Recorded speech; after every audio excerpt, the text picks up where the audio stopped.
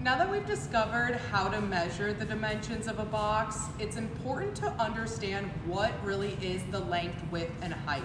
There's so many times customers come to us and they're mixing up what is length, what is width. So I wanted to show you today how you measure those different dimensions. First off, with a corrugated box, just a standard RSC shipping box, the length is always the flaps that are first opening.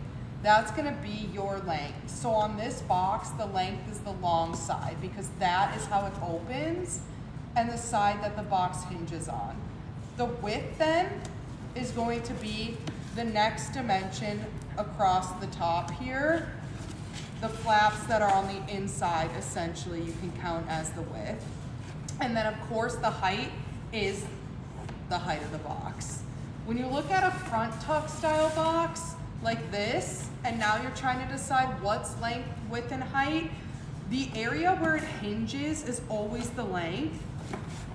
So on this example, this here is the length. This would be the width. Back in the depth, again, your smaller flaps. And then the height, just this down in the height of the box. Again, make sure you're measuring inside usable dimensions.